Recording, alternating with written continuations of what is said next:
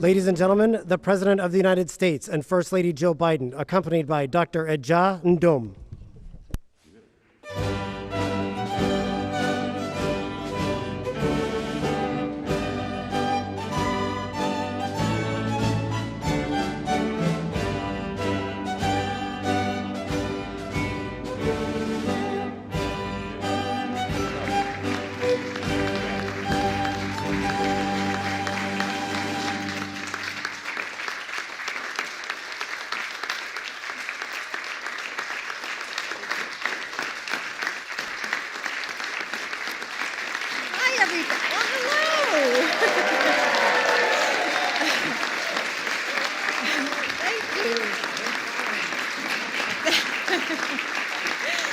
Thank you very much. Thank you. Thank you. Please sit. Gosh, so many friends here. It's so nice to see all of you. And you're getting me so emotional before I have to speak about cancer. So anyway, welcome to the White House. And, you know, certain words have the power to make time stop. Malignant, aggressive, terminal, cancer. Like a spell, they still the air around us. Frozen in place, we feel the world we knew slipping away. In the span of a breath, 1,000 questions fill our minds. What can I do? How do I tell people? Why did this happen? And when the hands of the clock begin to move once again, we are not the person we once were, but someone changed. A mother imagining all of the things she might not be there to teach her daughters. A husband wondering how he will juggle chemotherapy appointments with work and childcare. A son trying to be strong for the parents who could outlive him. It's not just patients. Cancer changes everyone it touches, and in some ways, it touches us all. For Joe and me, it has stolen our joy. It left us broken in our grief. But through that pain, we found purpose, strengthening our fortitude for this fight to end cancer as we know it.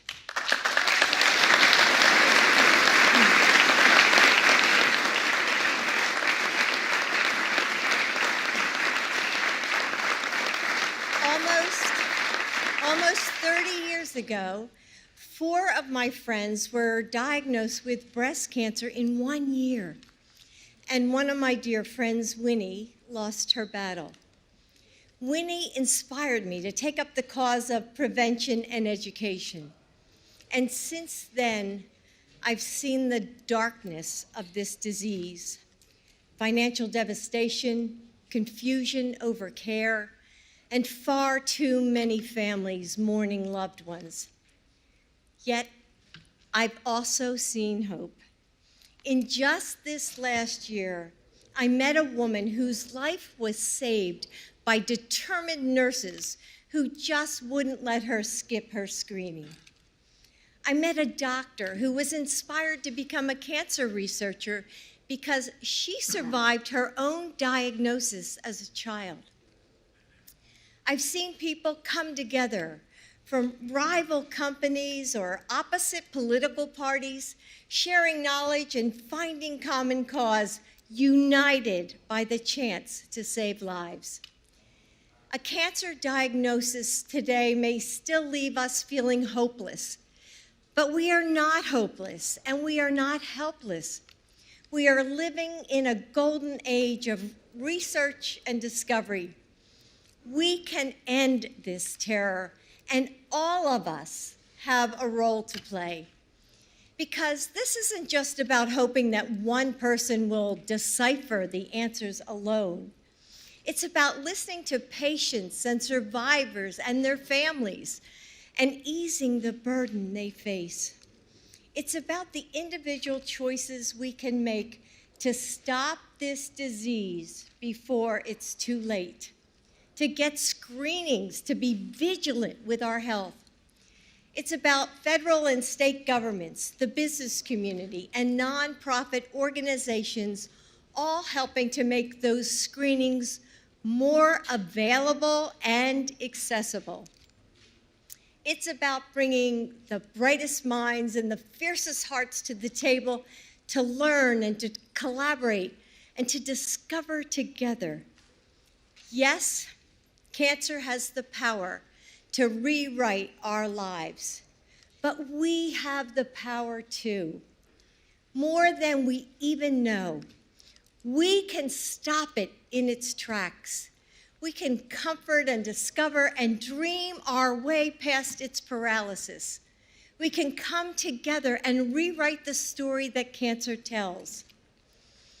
Now, as your First Lady, I'm deeply proud to be a partner in the commitments we're making to the Cancer Moonshot today.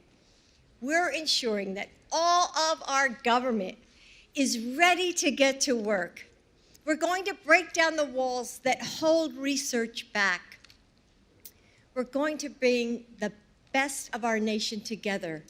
Patients, survivors, caregivers, researchers, doctors, and advocates, all of you, so that we can get this done. And I want you to know that I'll be there working right beside you. So I'm so honored to welcome all of you here to the White House today to take this next step. Together, we will give Americans a reason to hope. We will use this power of this White House to make your life better. And we will build a future where the word cancer forever loses its power. Thank you.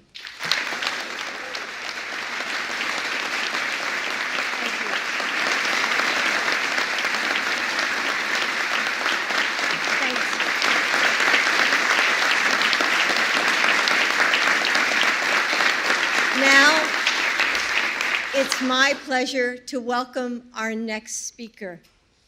Vice President Harris knows the heartache of cancer, but she also knows how much hope can be found in our scientific community.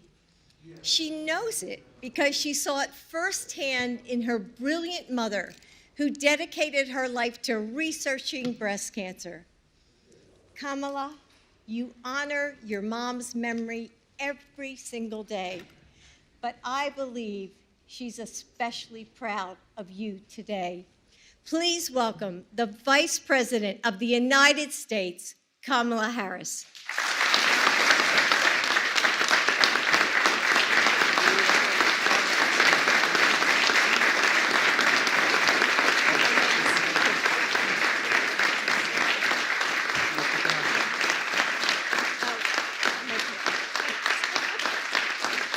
Dr. Jill Biden.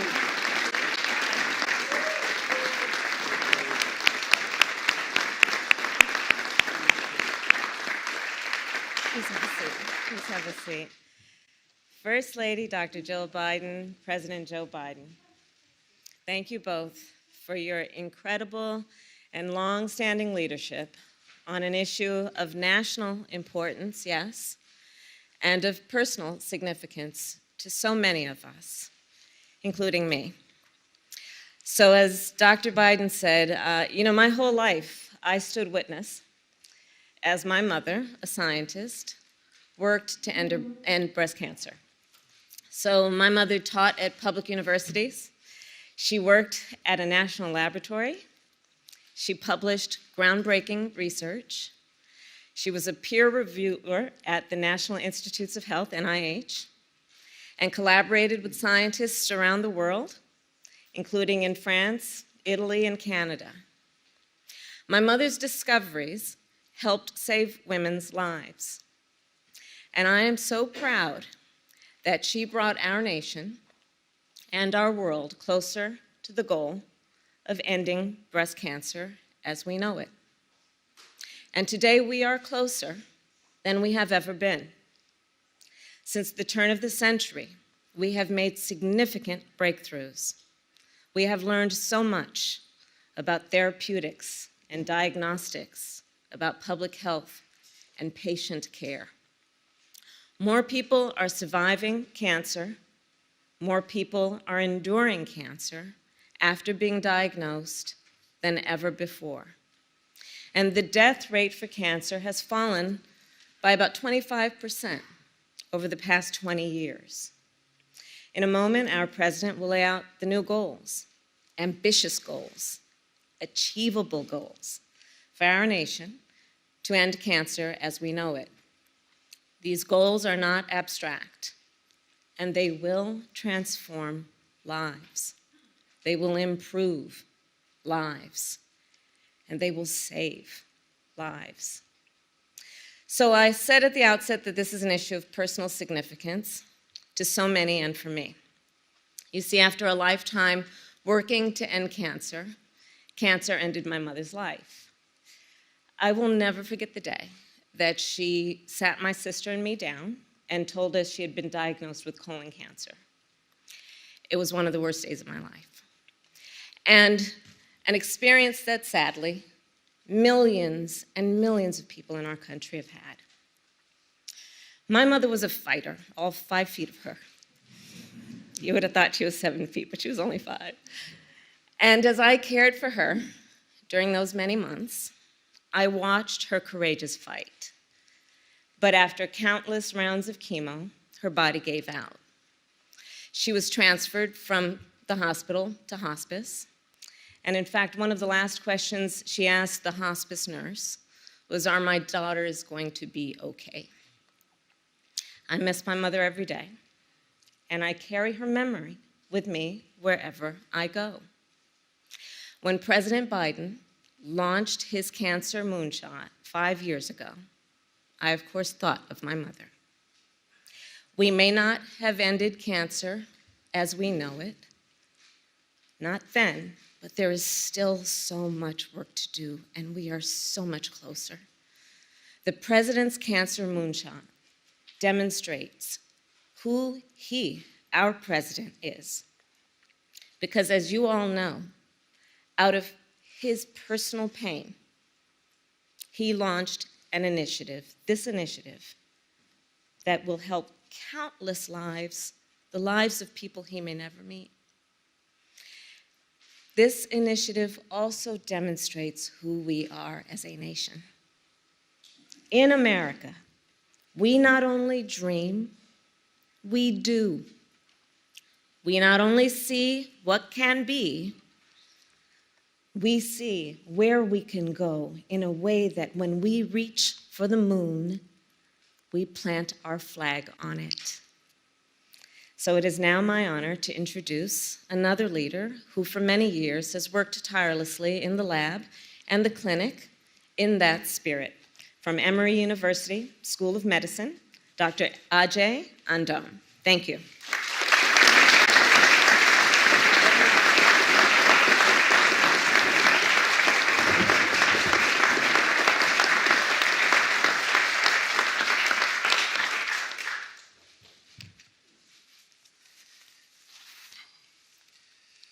All these new pandemic rituals, the taking off the mask at the podium, I'm getting used to it. Thank you, Vice President Harris. It is an honor to be here with you and to follow the path paved by your mother and all the brilliant researchers that came before and whose shoulders we stand upon. To the First Lady, thank you for your empathy and for truly understanding the pain and the promise that is this fight. I am thrilled to be able to be here to introduce someone that many of us consider to be the country's patient advocate in chief, President Joe Biden.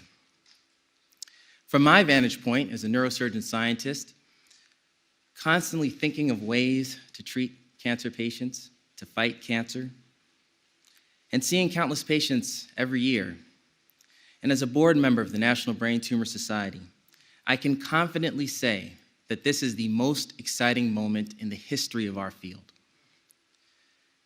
As a physician today, when seeing patients with aggressive cancers like metastatic melanoma or lung cancer, I know that many more of them will see durable remissions after treatments with therapies that harness the body's immune system to fight their cancer. As a researcher, I know that NIH has created grants targeting brilliant young investigators, yes, that's me, that encourage us to take risks and chart new directions for our work. As an advocate, knowing that there is a president who is throwing the full weight of the presidency behind this effort means that even between big announcements like this one, all levers of government are being pulled to create a brighter future for cancer patients. This is also an exciting moment for me personally because I'm here.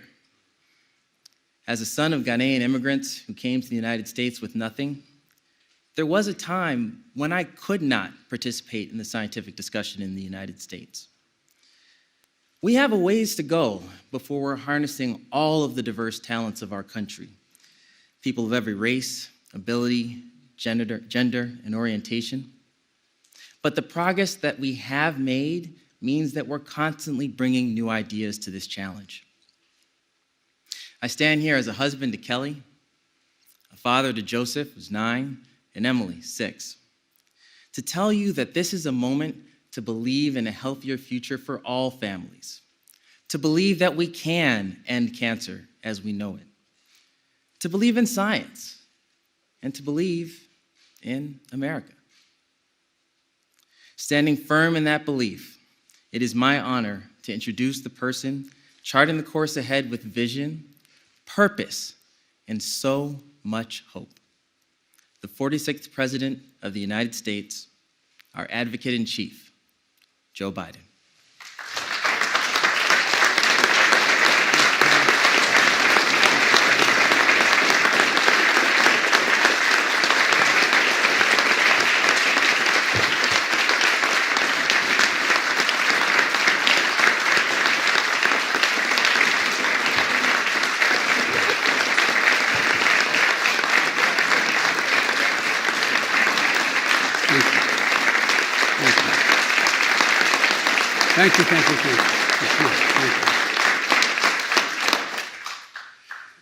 Thank you. Thank you.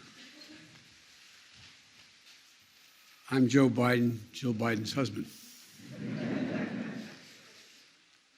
I want to thank you, Doctor, for that introduction. But I want to thank you more for all the effort you put in to change, save all the people's lives, your dedication to it. And as I used to say in the Senate, I think it's still said in the Senate, if you excuse the point of personal privilege, I'd like to see that doctor on the end there.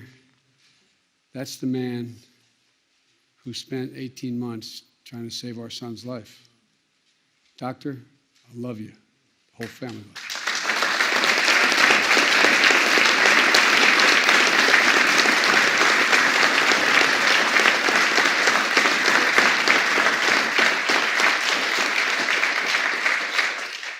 Folks, the doctor's optimism and fearlessness embodies what our Cancer Moonshot is all about. And of course, I want to thank Jill and Kamala and Doug. They just shared how personal it is for them and our families. And like so many of you, every one of you have a story. Every one of you have a story. And our message today is this: we can do this. I promise you, we can do this. For all those we lost, for all those we miss, we can end cancer as we know it. I committed to this fight when I was vice president. It's one of the reasons why, quite frankly, I ran for president. But let there be no doubt, now that I am president, this is a presidential White House priority, period.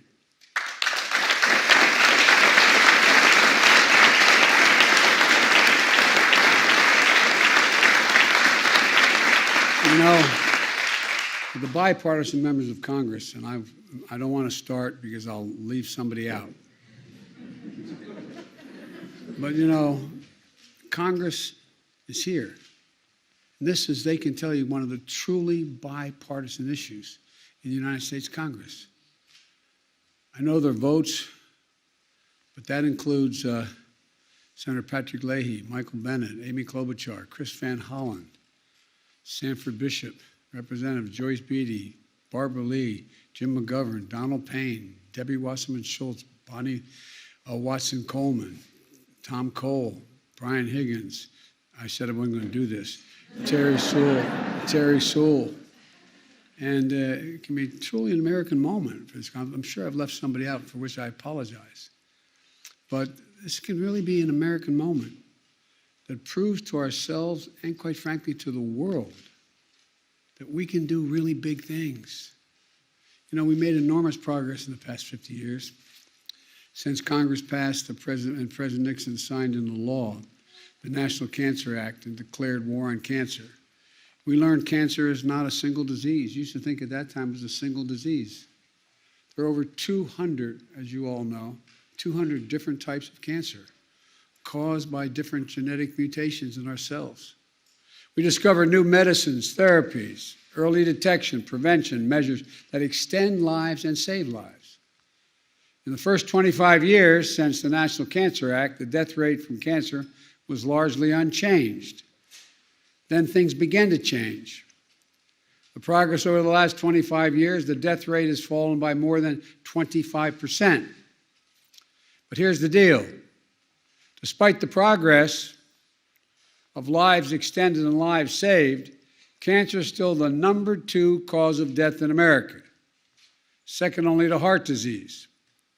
In the last 2 years of COVID-19 pandemic, the pandemic has taken more than 800,000 American lives.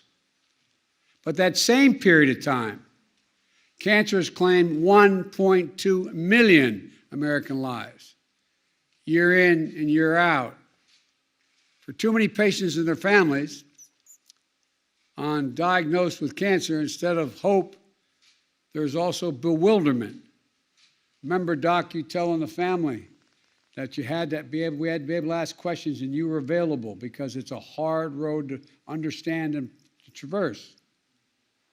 The feeling of being on your own, a static adrift in a sea of patients, frustrated that hospitals and doctors can't easily share your medical records or help find answers when there's minutes count.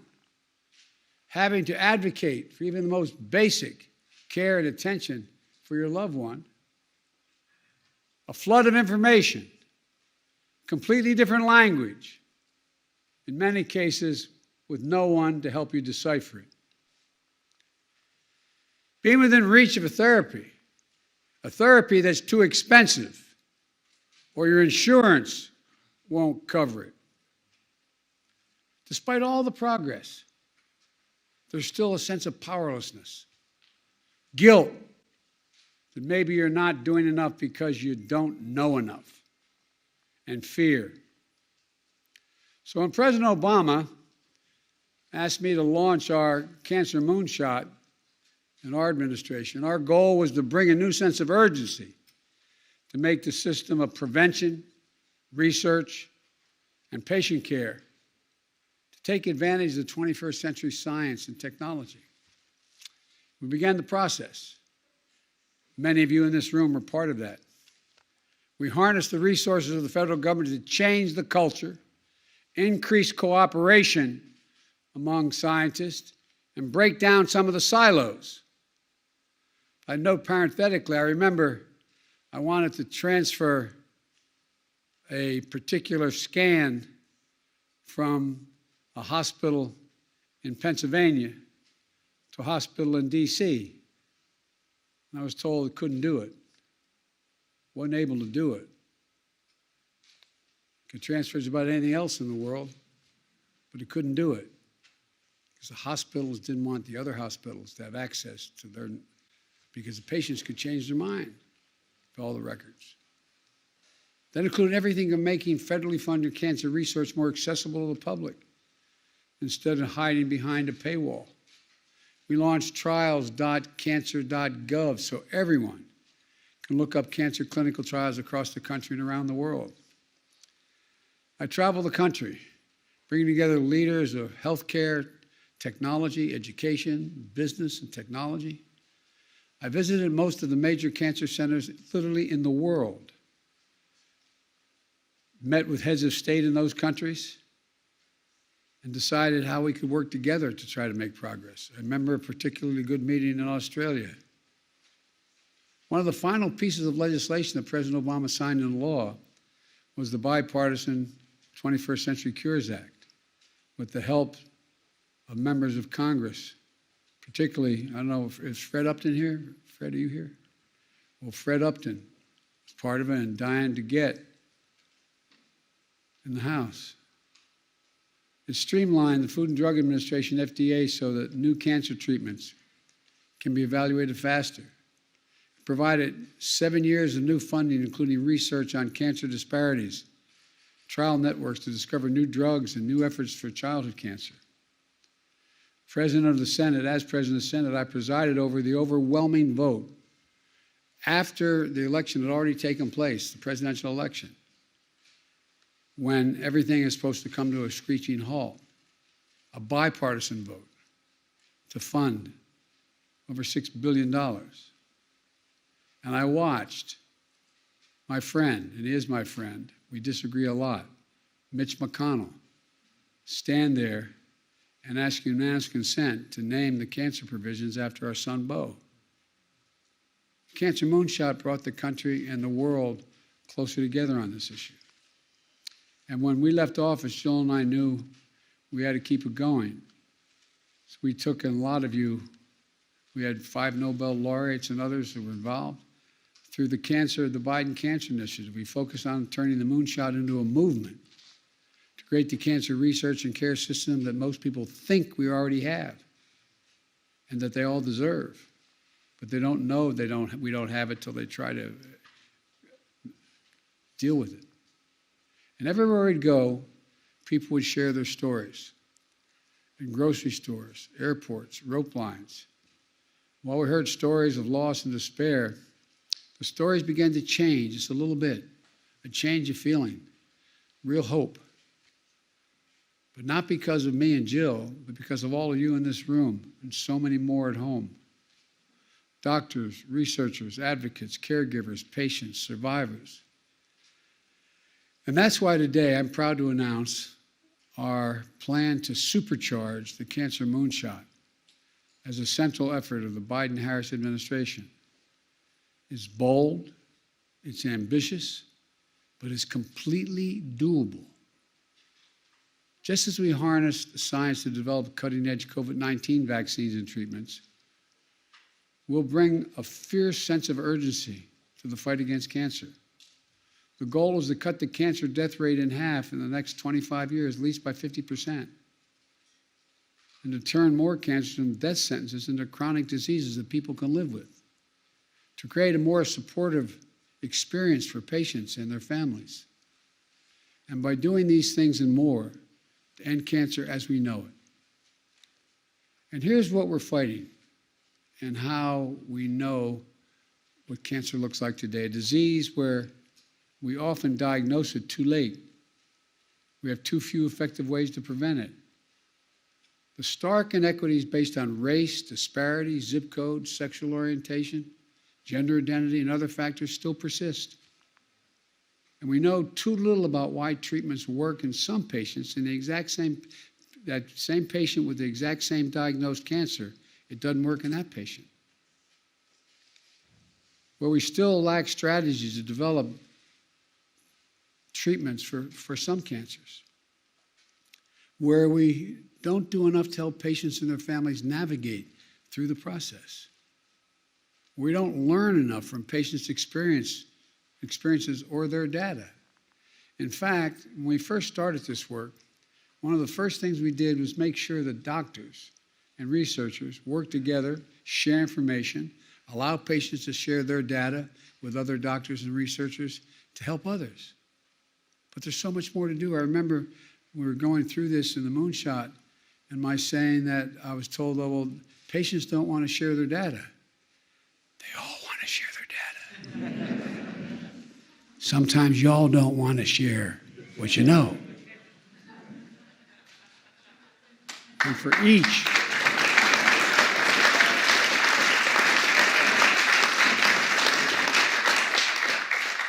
of the ways we know cancer today, we know we can change its trajectory. For example, to prevent cancer, scientists are exploring if the new mRNA vaccine technology that brought us safe and effective COVID-19 vaccines could also be used to stop cancer cells when they fail, when they first arrive. Get them then. To target the right treatments to the right patients. We're learning more about how to use genetics, immune response, and other factors to tell which combinations of treatments are likely to work best for a particular individual. To address inequities, we can target prevention, detection, and treatment efforts so that all Americans, whether they're urban, rural, or tribal communities, have equal access to cancer diagnosis, therapeutics, clinical trials. There's so much more we can do. As I said at the beginning, this is the presidential priority. I will do my part on funding and using my authorities as president to break log jams and speed breakthroughs. I challenge and encourage all of you to continue to do your part. This will be bipartisan.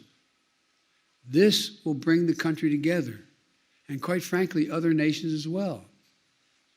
Here are some of the actions that I'm announcing today. First, I formed a new cancer cabinet, which is convened we will convene in the coming weeks to include members of the cabinet who are here today, all the people sitting on the stage here. They'll drive a whole of government effort to unleash every possibility within our power, within their jurisdictions. The White House Office of Science and Technology Policy, led by senior scientist and advisor Dr. Eric Lander, sitting on the end there, will chart the path for the Cancer Moonshot for 2022 and beyond. I'm calling on Congress to fund my proposed ARPA-H, the Advanced Research Project Agency for Health. This will be a new kind of entity within the National Institute of Health, the NIH, with autonomy and authorities to drive unprecedented progress in biomedicine. It's based on DARPA. Most everybody knows in this town what DARPA is. That's the Defense Department's Advanced Research Project Agency that has led to breakthrough technologies that protect our national security, from the internet to GPS and so much more. ARPA-H will have a singular purpose to drive breakthroughs to prevent, detect, and treat diseases including cancer, Alzheimer's, and diabetes, and other diseases. And I think there's strong bipartisan support for this. But it costs money. And these are the best dollars we could spend. So we got to get it done, and we got to get it done now, not wait any longer. I'm also calling on the scientific and medical communities to bring the boldest thinking to this fight. I'm calling on the private sector to develop and test new treatments, make drugs more affordable, and share more data and knowledge that can inform the public and benefit every company's research. And I'm respectfully calling on people living with cancer and caregivers and families to keep sharing their experience and pushing for progress. You'll have a voice and a seat at the table, I promise you. And here's the one thing we can all do. America has missed more than 9 million cancer screenings in the last 2 years because of COVID, 9 million. We have to get cancer screenings back on track and make sure they're accessible to all Americans. So today I'm announcing a call to action for cancer screening and early detection. If you were supposed to get a cancer screening during the pandemic, call your primary care doctor today. If you're that doctor, talk to your patients. Get a screening scheduled, whether it's in the office, at home, or through telehealth visit. Because the Affordable Care Act now will cover most private insurance plans as well as Medicare and Medicaid to cover the recommended preventive care screening free of charge. I'm calling on companies, healthcare providers, nonprofits, and others to step up, including developing mobile units and pop-up clinics to reach people where they live. And if you're putting off screening because you're afraid of what you'll find, they'll find. Let me say this, and so many people are, put it off. Last November, I got a colon cancer screening. I'm glad I did. Trust me, I know cancer's scary. Going to the doctors can be scary. But screening is how you catch it early before it's too late. The earlier you get it, the better shot you have. Let me close with this. There's a quote that when I made one of these speeches years ago, 5, 6 years ago, was attributed to Yo-Yo Ma. I later was informed it was attributed to Vince Lombardi.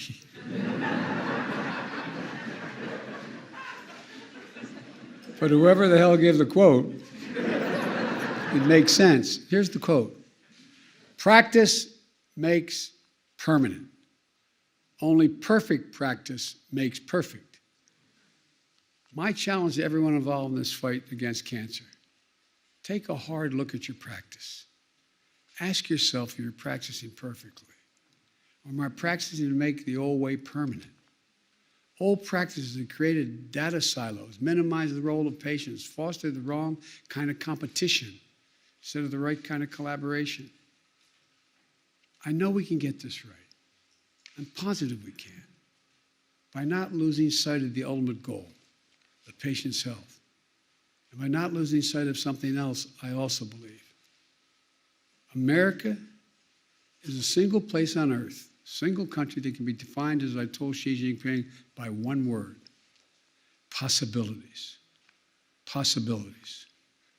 When we work together in America, there is nothing beyond our capacity. Nothing.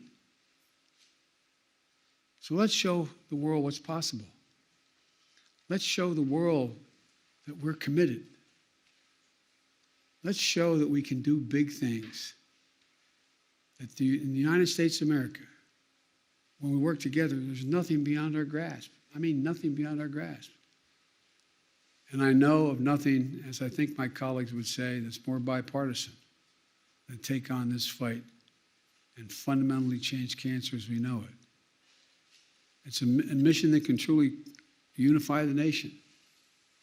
It shows us at our best working together and rather than working against one another. For every patient asking for one more day, I remember I've met with over 3,000 researchers in the various organizations. And they're good. They're devoting their whole lives to try to save things. And they work really long hours, but they're not practitioners. They've not had that patient come up and say, "Doc, can you give me just 2 more weeks so I can see my daughter married? Doc, all I need, can you do anything to give me just 6 more months to see the baby born?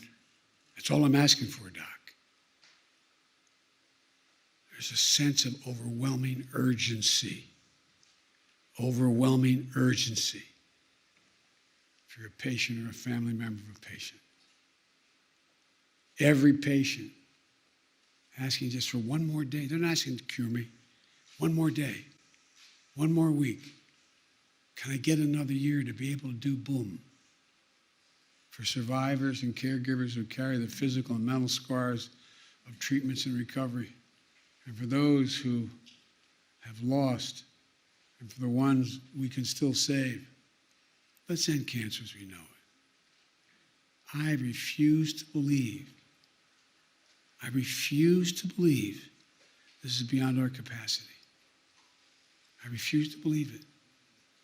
You know, when I put together the Cancer Moonshot, I was vice president. The president gave me authority to task anyone in the administration.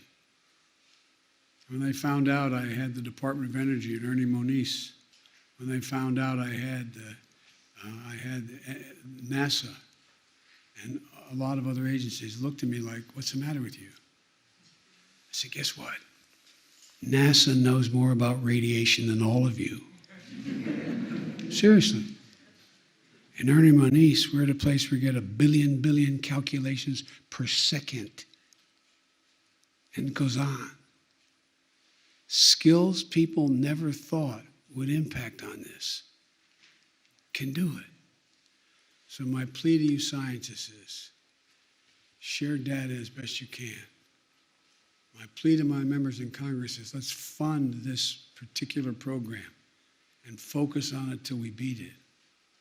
And to the American people, keep the hope alive.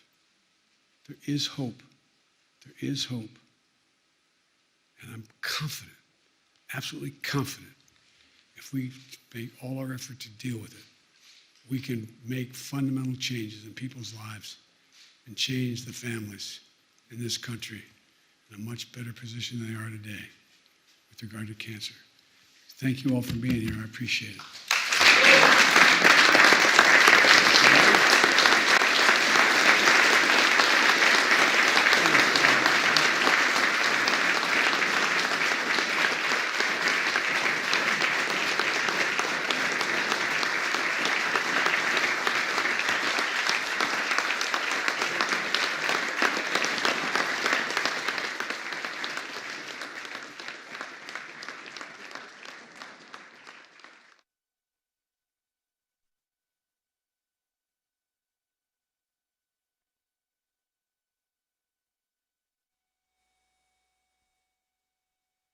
My grandmother would yell, no jokes, spread it. Don't spread the faith, guys. We can do it.